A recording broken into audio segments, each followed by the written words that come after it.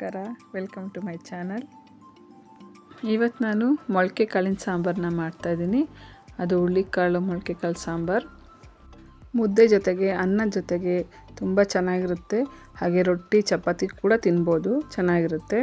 ಈ ಸಾಂಬಾರು ರೆಸಿಪಿನ ಒಮ್ಮೆ ಟ್ರೈ ಮಾಡಿ ಫ್ರೆಂಡ್ಸ್, ತುಂಬಾ ಚೆನ್ನಾಗಿರುತ್ತೆ. ಸಿಂಪಲ್ ಆಗಿರುತ್ತೆ, ಟೇಸ್ಟ್ ಕೂಡ ಅಷ್ಟೇ ಚೆನ್ನಾಗಿತ್ತು.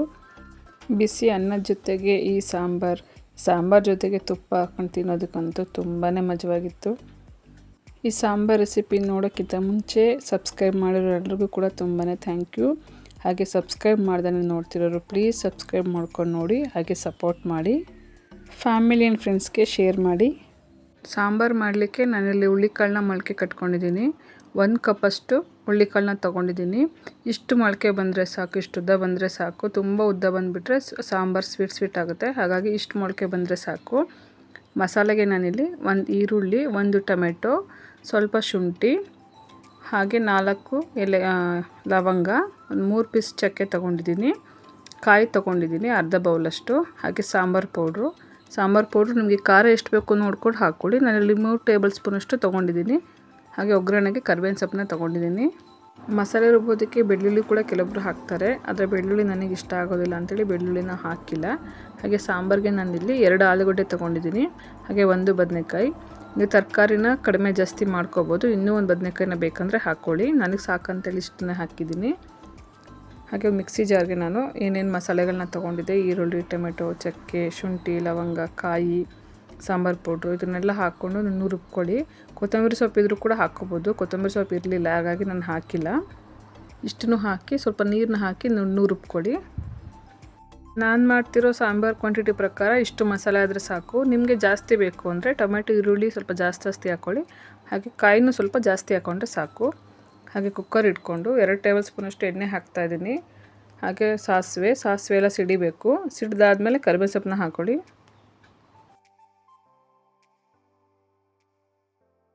ನಾನಿಲ್ಲಿ ಎಣ್ಣೆಗೆ ಮೊಳಕೆ ಕಾಳನ್ನ ಹಾಕ್ತಾಯಿದ್ದೀನಿ.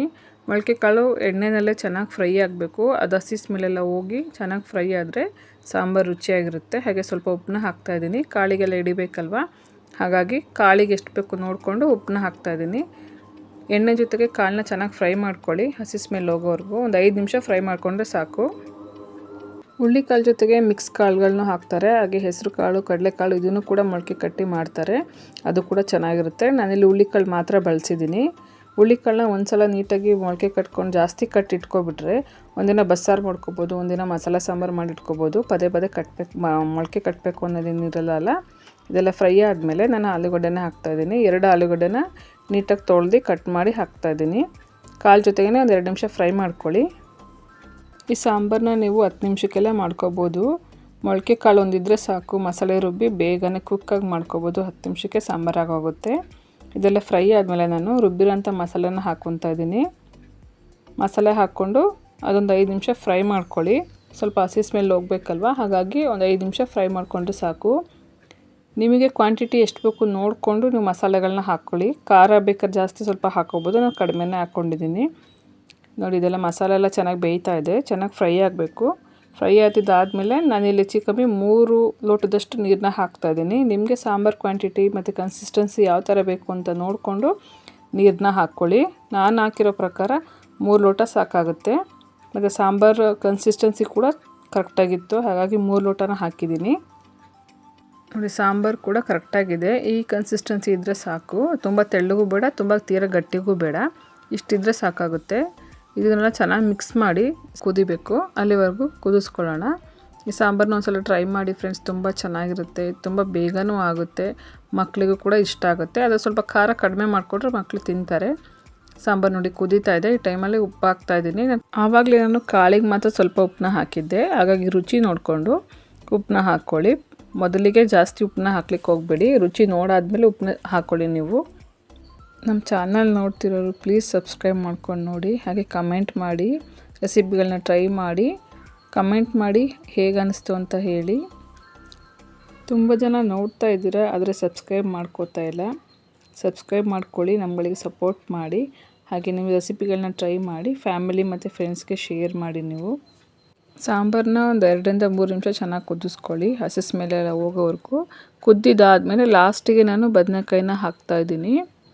ಮೊದಲೇ ಬದನೆಕಾಯಿ ಹಾಕಿಬಿಟ್ರೆ ಜಾಸ್ತಿ ಬೆಂದೋಗುತ್ತೆ ಅಂತೇಳಿ ಲಾಸ್ಟ್ಗೆ ಹಾಕ್ತಾಯಿದ್ದೀನಿ. ಆಲೂಗಡ್ಡೆ ಜೊತೆಗೆಲ್ಲ ಹಾಕಿದ್ರೆ ಬೇಗ ಬೆಂದೋಗ್ಬಿಡುತ್ತೆ. ಅದಕ್ಕೆ ಸಾಂಬಾರು ಕುದಿಯುವಾಗ ಲಿಡ್ ಕ್ಲೋಸ್ ಮಾಡೋ ಟೈಮಲ್ಲಿ ನಾವು ಬದನೆಕಾಯಿನ ಹಾಕ್ಕೊಂಡು 2 ನಿಮಿಷ ಕುದಿಸ್ಕೊಳ್ಳಿ. ಈ ಸಾಂಬಾರು ಮಾಡೋದು ತುಂಬಾ ಸುಲಭ, ಹಾಗೆ ಬೇಗನೂ ಆಗುತ್ತೆ, ಟೇಸ್ಟ್ ಕೂಡ ಅಷ್ಟೇ ಚೆನ್ನಾಗಿರುತ್ತೆ. ಒಮ್ಮೆ ಟ್ರೈ ಮಾಡಿ. ನೀವೆಲ್ಲ ಹೇಗೆ ಮೊಳಕೆ ಕಾಳು ಸಾಂಬಾರನ್ನ ಮಾಡ್ತೀರಾ, ಹಾಗೆ ಇನ್ನೂ ಯಾವ ಥರ ರೆಸಿಪಿಗಳನ್ನ ಬೇಕು ಅಂಥೇಳಿ ಕಮೆಂಟ್ ಮಾಡಿ.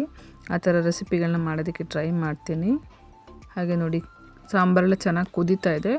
ಕುದ್ದಿದ್ದಾದಮೇಲೆ ಲಿಡ್ನ ಕ್ಲೋಸ್ ಮಾಡಿ 1 ವಿಷಲ್ ಬಂದರೆ ಸಾಕು.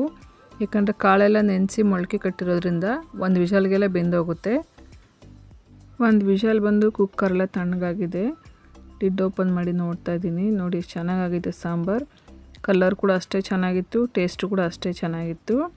ಡೆಫಿನೆಟಾಗಿ ಸಾಂಬಾರನ್ನ ಟ್ರೈ ಮಾಡಿ. ಹಾಗೆ ಕಮೆಂಟ್ ಮಾಡಿ. ಕಮೆಂಟ್ ಮಾಡೋದನ್ನು ಮರಿಬೇಡಿ. ರೆಸಿಪಿಗಳನ್ನ ಟ್ರೈ ಮಾಡಿ. ಇಷ್ಟ ಆಯಿತು ಅಂತ ಹೇಳಿದರೆ ಫ್ಯಾಮಿಲಿ ಆ್ಯಂಡ್ ಫ್ರೆಂಡ್ಸ್ಗೆ ಶೇರ್ ಮಾಡಿ. ಹೀಗೆ ನಮ್ಮ ಚಾನಲ್ನ ನೋಡ್ತಾ ಇರಿ. ಮತ್ತೆ ಸಿಗ್ತೀನಿ ಇನ್ನು ಹೊಸ ರೆಸಿಪಿ, ಹಾಗೆ ಈಸಿ ರೆಸಿಪಿ, ಕ್ವಿಕ್ಕಾಗಿ ಆಗೋವಂಥ ರೆಸಿಪಿ ಜೊತೆಗೆ. ಹೀಗೆ ಚಾನಲ್ ನೋಡ್ತಾ ಇರಿ. Thanks for watching.